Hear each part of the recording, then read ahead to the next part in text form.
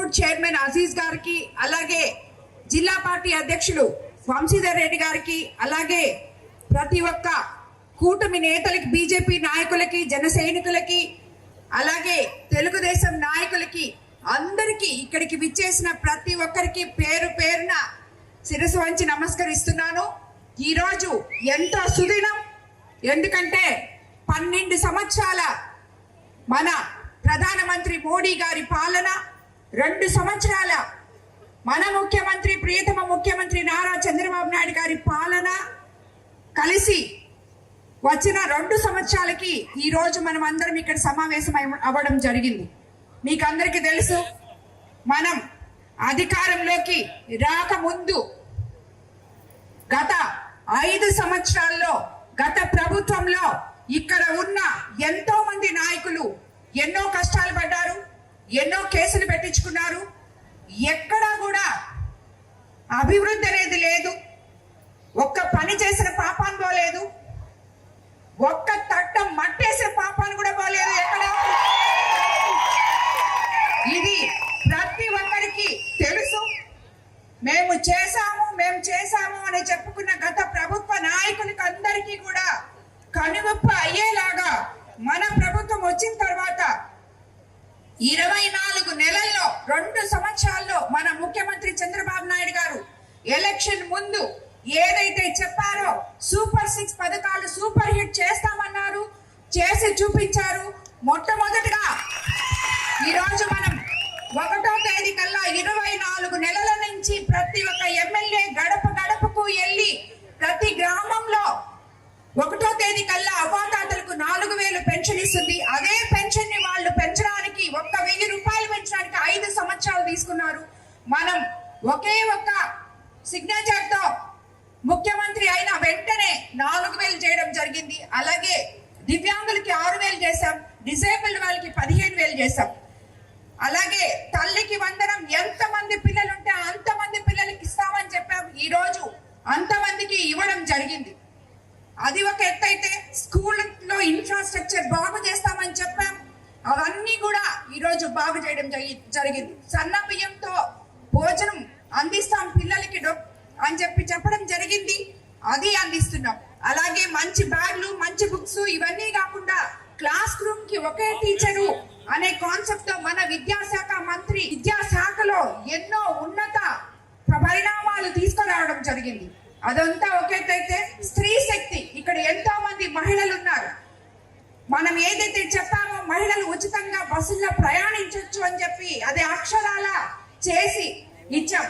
అలాగే అన్నదాత సుఖీభవ, ముఖ్యంగా మన ఏరియా డెల్టా ఏరియా అధికారంలోకి రాగానే పట్టాదారు పాసు పుస్తకాలు రాజముద్రతో ఇస్తాము, ల్యాండ్ యాక్ట్ రద్దు చేస్తామని చెప్పాం, రద్దు చేశాం. రైతులకి పట్టాదారు పాసు పుస్తకాలు అందించాం. ఈ రోజు మన జిల్లాలో మనం మీ భూమి మీ హక్కు అని ఎంతో గర్వంగా ఈ రోజు ఈ 2 సంవత్సరాలు పూర్తయినప్పుడు ఈ థీమ్తో మనం ఈ సంబరాలు జరుపుకుంటున్నాం. రీసర్వేలు చేస్తున్నాం. అలాగే 22A తీసేస్తున్నాం. ఇవన్నీ కూడా గత ప్రభుత్వంలో 22Aని అడ్డం పెట్టుకొని ఎంతో మంది భూ రాబందులు భూముల్ని స్వాహా చేసిన విధానం ఉంది. ఈ రోజు దానికి మన ప్రభుత్వం వచ్చిన తర్వాత స్వస్తి చెప్పడం జరిగింది. అలాగే 3 సిలిండర్లు ఇస్తామని చెప్పాం, అవి ఇవ్వడం జరిగింది.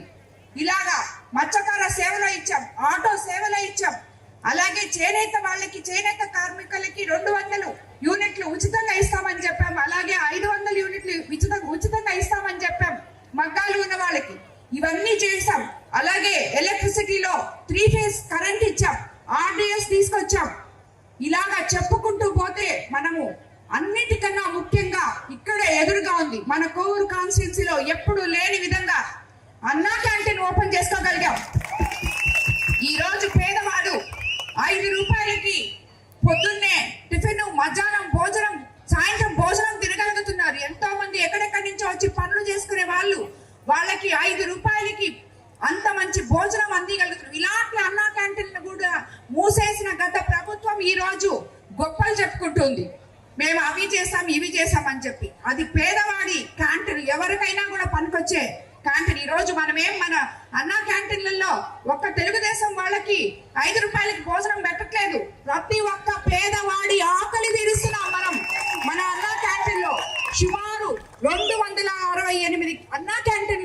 మన ముఖ్యమంత్రి చంద్రబాబు నాయుడు గారు ఓపెన్ చేయడం జరిగింది. సో ఈ రకంగా మనం ఇంకా ఎన్నో ప్రజలకి సంక్షేమ పథకాలు తీసుకొచ్చాం.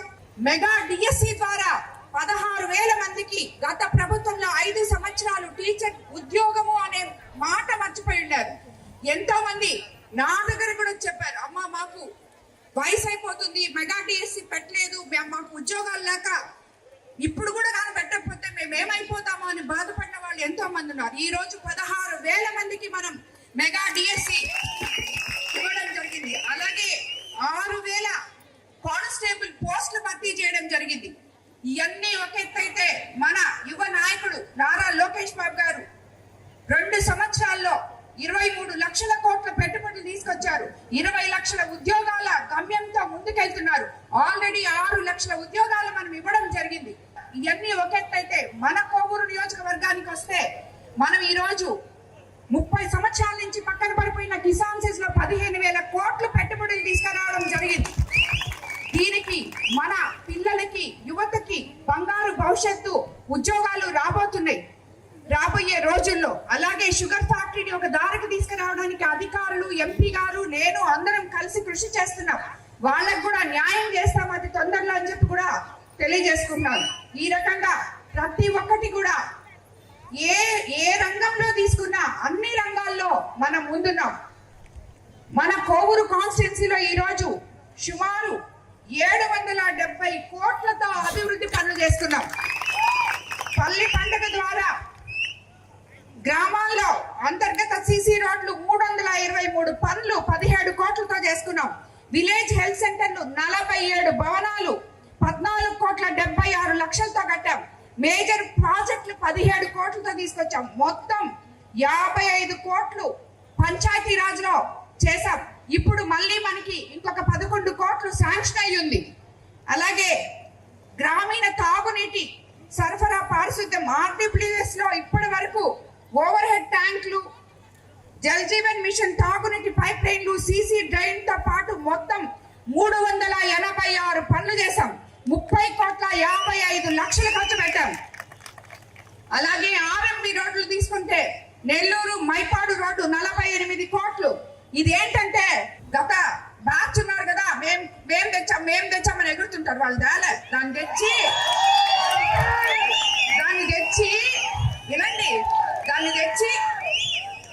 దాన్ని తెచ్చి ఒక టెంకాయ కొట్టి ఆ కాంట్రాక్టర్ దగ్గర కమిషన్ తీసుకొని 8 నెలలు చేయకపోతే ఆ పని క్యాన్సిల్ అయిపోయింది. మొన్న ప్రభుత్వం వచ్చినప్పుడు తిరిగి నేను ఆర్ఎంబి మినిస్టర్ గారి దగ్గర, సీఎం గారి దగ్గర స్పెషల్ పర్మిషన్ తీసుకొని రిక్వెస్ట్ చేసి 45 కోట్లతో ఈ రోడ్డు మళ్ళీ మొదలు పెట్టాం. అది ఈ నాయకులకి తెలియదు పాపం.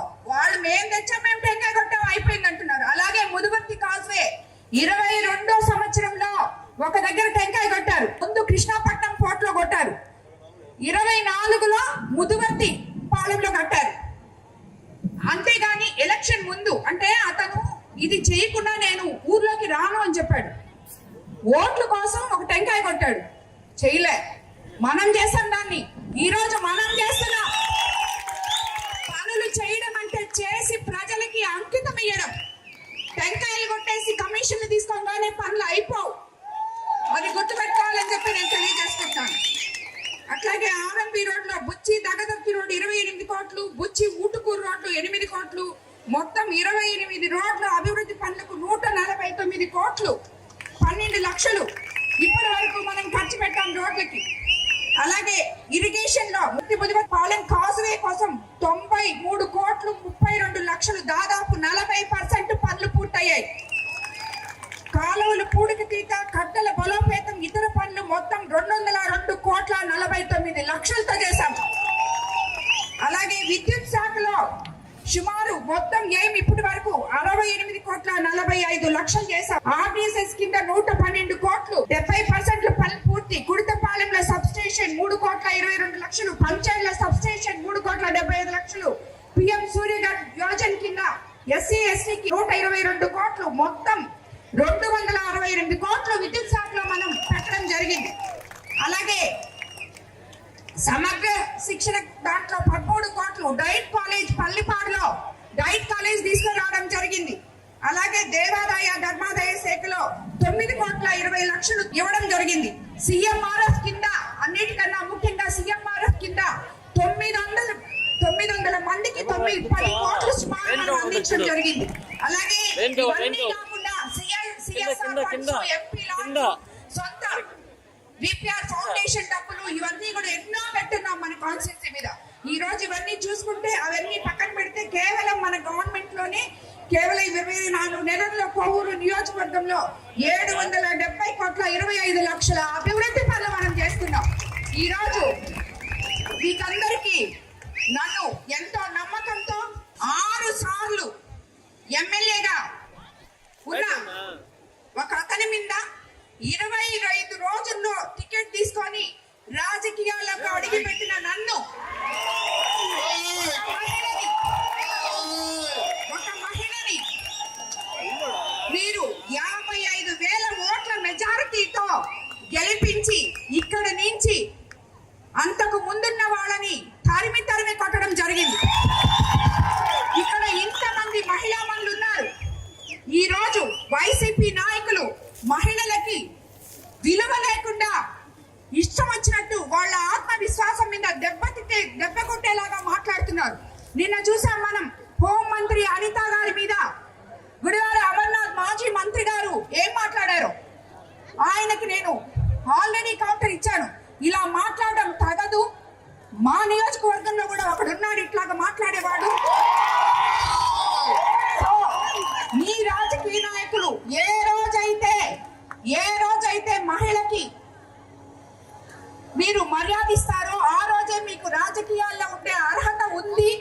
లేదంటే మా మహిళలు మిమ్మల్ని తరిమి కొడతారు. ప్రతి కాన్స్టిట్యున్సీలో మహిళా మనులు ఉండారు అని చెప్పి నేను చెప్పడం జరిగింది. అది నేను చెప్పిన పక్క రోజే ఇక్కడ మన కాన్స్టిట్యున్సీలో ఈ రోజు ఒక పిచ్చోడు మాట్లాడినట్టు మెంటల్ భాష తీసుకొని సోమిరెడ్డి ప్రశాంతమ్మ మీ ఆయన వేమిరెడ్డి ప్రభాకర్ రెడ్డి గారి అభివృద్ధి చేశారు చూడమ్మా అని చెప్పాడు. వాళ్ళకి పిచ్చర్ కావాలా చాదస్తం అనుకోవాలా నాకు అర్థం కాదు. అతనికి మతి భ్రమించి మాట్లాడుతున్నాడు, మతమెక్కి మాట్లాడుతున్నాడు. ఎందుకంటే నేను సోమిరెడ్డి ప్రశాంతి రెడ్డిని, వేమిరెడ్డి ప్రశాంతి రెడ్డిని నీకు అనవసరం. నన్ను ఏ రోజైతే ఎలక్షన్ ముందే నేను ప్రజలకి ఎవరో చెప్పని విధంగా నేను చెప్పి ప్రజల మన్ననలు పొందిందాను నేను నల్లపరెడ్డి ప్రసన్నని అని చెప్పి నువ్వు చెప్పే ప్రసన్న నిన్ను తరిం కొట్టారు. అది చూసుకో ముందు. ఎవరైతే ఏంది ప్రజలకి సేవ చేయడానికి నేను 2 కుటుంబాలకి గౌరవం తెచ్చిన ఆడబిడ్డని నేను.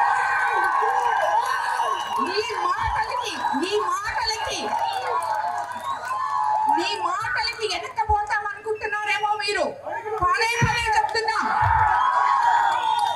ఇలా మాట్లాడితే వెనకడుగు వేసేది లేదు, నిన్ను వదిలిపెట్టేది లేదు. నువ్వు చేసిన అవినీతి అంతా ఇంత కాదు. ముందు దాని గురించి చూసుకో. నువ్వు ఏమేం చేస్తున్నావో, ఏమేం తప్పులు చేస్తున్నావో చూసుకో. నేను అది చేశాను, ఇది చేశాను. ఏం చేసావు నువ్వు? చేసినప్పుడల్లా ప్రతి దాంట్లో నీ కమిషన్ల కోసం చేసావు. నువ్వు ఏ పని చేసినా దాంట్లో నీకు వాటా ఉండాలి. ఇంతెందుకు, ఇప్పుడు పంచేలో అక్కడ వాటర్ ప్లాంట్ ఉంది ఆల్రెడీ. ఆడ 4 ఇళ్ళు ఉన్నాయి. ఆ ఇళ్ళ దగ్గర వాటర్ ప్లాంట్ అవసరం లేదు.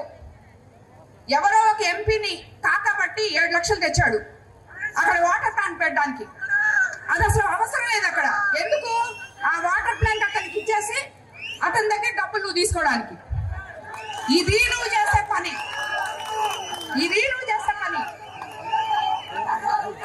ఈ రోజు నీ దగ్గర ఉన్న ప్రతి నాయకుడు నా దగ్గరకు వచ్చి చెప్తున్నారు, అమ్మా నువ్వు ఎప్పుడు మమ్మల్ని చేర్చుకుంటావు?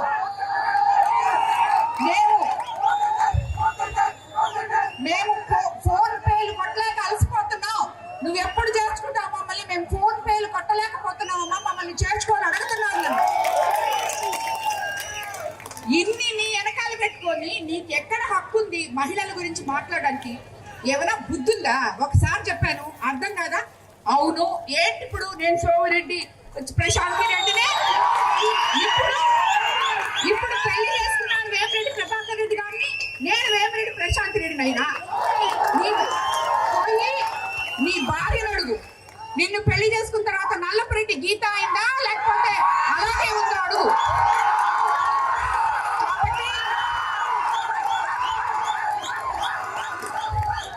ఇలాంటి చాతావాతాగాని రాజకీయాలు ఇక్కడ చేయొద్దు. నీ చరిత్ర అయిపోయింది. ప్రసన్నానికి ఇప్పుడే చెప్తున్నా, మళ్ళీ నిన్ను ఈ కోవూరు మహిళలు తరిమి తరిమి కొడతారు. నీకుగా ఒక్క ఓటేరు.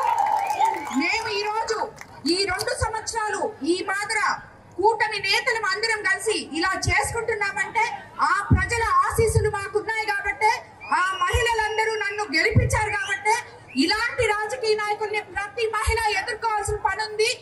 మీరందరూ కూడా మహిళలందరూ జాగ్రత్తగా ఉండండి. ఇలాంటి వాళ్ళు మన దరిదాపులకి ఓటడగడానికి కూడా రానివ్వకండి అని చెప్పి నేను ఏమంటే రాజకీయ నాయకుడైతే మహిళను విమర్శిస్తాడో ఆ రాజకీయ నాయకుడికి ఓటు హక్కు లేదు, ఓటు అడిగే హక్కు లేదు మహిళని. అది గుర్తుపెట్టుకోవాలని చెప్పి నేను తెలియజేసుకుంటాను. మీ దగ్గరికి ఓటు అడగడానికి ఏ మహిళ దగ్గరికి వచ్చినా మీరు తగు సమాధానం చెప్పాలని చెప్పి కూడా ఇక్కడున్న మహిళా సోదరులందరికీ నేను తెలియజేసుకుంటున్నాను. ఈ రోజు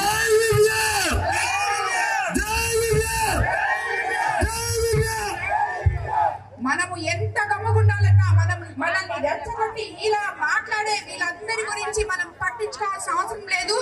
వీళ్ళ గురించి అసలు వాళ్ళ ఒక మనుషులుగా మనం లెక్క కూడా ఇవ్వలేదు.